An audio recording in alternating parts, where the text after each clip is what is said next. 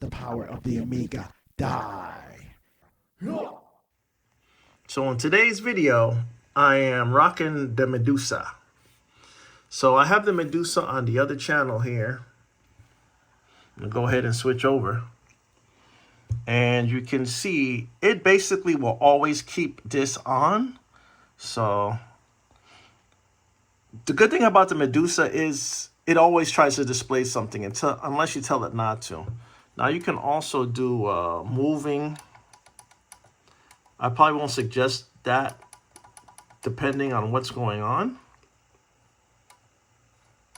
You can do that dynamic. And if I keep it on dynamic, it likes to leave something on my screen.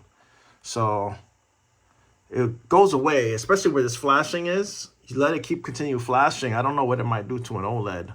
But this is an OLED, but I'm going to take it off the global options.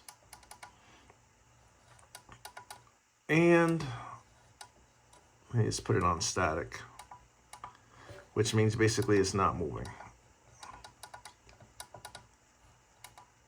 And on your Medusa, when you hook it up, it may or may not notice the signal. Well, right now it has no signal. But if you hook up an Amiga over here to the SCART, then it will notice the Amiga signal and it will go ahead and give it settings for it automatically. I'm gonna go ahead and get up close with the Medusa here. I'm gonna show you guys what's going on. You got your digital input, which is the old 9-pin CGA EGA style. You got RGB, which is VGA/RGB. You can use an adapter, I guess, and go ahead and SDI into that. You got audio input. On this audio input, you also can use the mic, like the DJI and stuff like that, and it amplifies. So you don't have to do anything. You could go ahead, plug this in here, and you get your microphone coming out, and it is loud. It's blasting. You got your audio output, and that's what I basically would use to connect directly to the speakers. Now you got DVI out. It's analog and digital. I use a cord that is, I think it's like a Panasonic cord. But if you can see right here, it doesn't have all the pins, but sound and everything come through this cord. So this cord is pretty awesome. Everything comes through the cord. And I got one that they use on a TV. Now I had another one that had all the pins from Gator. You got to be careful because the ones with all the pins, I don't know if it was the cord itself or the fact that the cord was a 4K cord or some other random stuff like that. And it was making my OLED start to fritz out. You got your power here and you got your switch right there. And the good thing about the Medusa, hear that? It's heavy, metal, real. This came through Amiga Store EU at one point in time. You have your 3 buttons here. That's kind of Mistish, you know, FPGA style. And you have your little screen right here. And the screen will tell you what's going on. And that's what's going on here. This thing is awesome. I think I'd rather have this instead of a 5X Retro Tink. But that's for my preferences only. I worked with the Super Nintendo. Works great. Plugged in with the RGB input on the Dreamcast. Dreamcast on the OLED is amazing because it has a lot of settings and things that a lot of configurations that I like. And of course, you can also do the yellow and the green and the blue. You could do your S-Video. You could do your composite. Everything here with an adapter. That's why you don't see any adapters here for, you know. Usually you would have some S-Video and things like that, but no. Real men know they want SCART. And they have 2 versions of this system. One has the SCART, and then you have the JP21 version, which is not SCART, but you guys know what I mean. And the newer one has the face of the Medusa. Now my power cord went flying. Haven't taken this off yet, but as you can see, all your settings are here. So if you lose connection here on the Medusa, you go off the settings with your screen you know, you could just go through here. See how you can still see, you can still make adjustments? Oh man, you know, you can go to your RGB curves, your filters. Most likely what you would do is just hit a reset. Hit a reset, and you could even do a factory reset if you had to. I did that one time.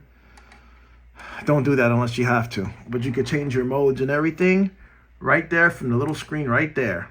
Beautiful, beautiful, beautiful device. Made in Poland, of course. Check it out from Lotharek.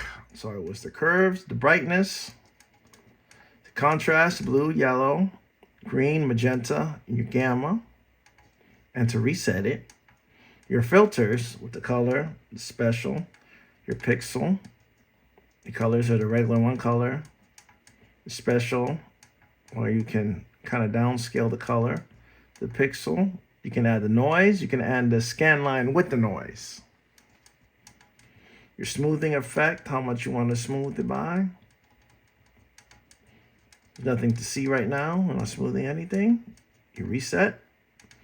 You're shifting left and right, up and down.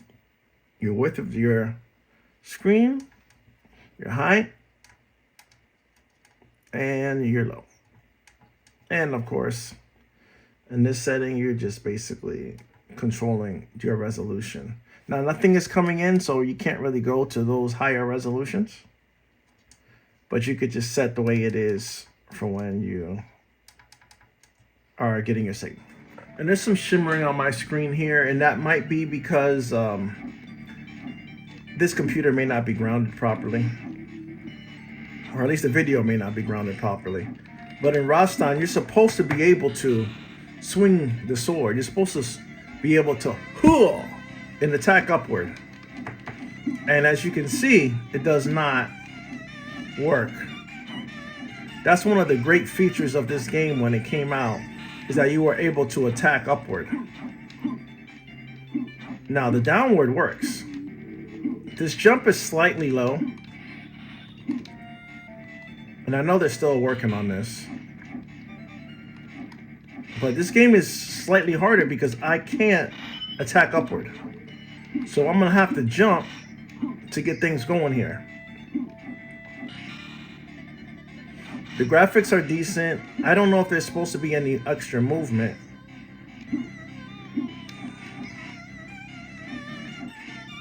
I guess my biggest gripe is that I can't jump up. I can't attack up.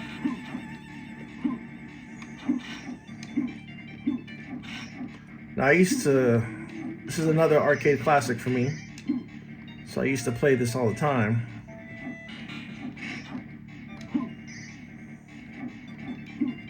Looks like it's very simple and fun-loving. Why did they take my axe away? I do not remember that happening. Oh, I was supposed to attack up. Oh, I have a preset from the settings I had in Rastan. It's gonna be a big screen. This looks like it's too big. I'm gonna go ahead and shift in size. Let's do a quick preset. See if I can shrink this a little bit. That looks good.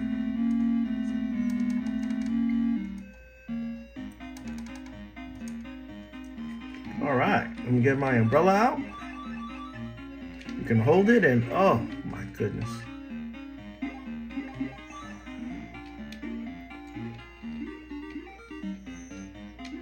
Oh yes. Arcade quality. Motorola CPUing.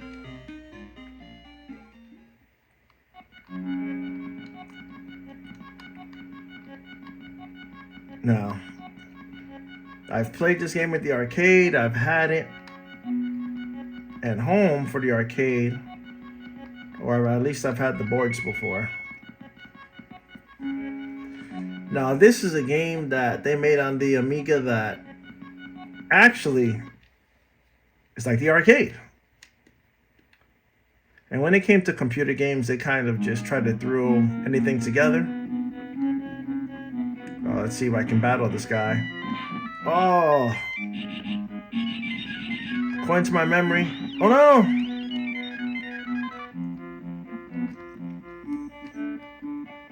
Oh, it'd be so much better if I had a trackball, since that's how I learn how to play.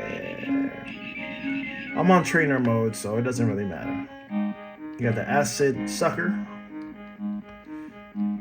You gotta keep moving around here and go around real quick. Oh no, I'm out of here.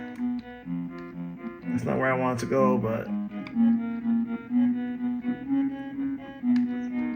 high quality game for the Amiga. Thank you for the trainer. This game was awesome, but it only had a few stages. And I guess they thought that people weren't gonna, really defeat it. Of course, on trainer mode, I'm going to defeat it, but.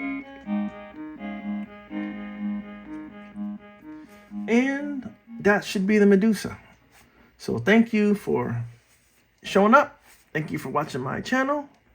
And peace. We'll check you on the B-side.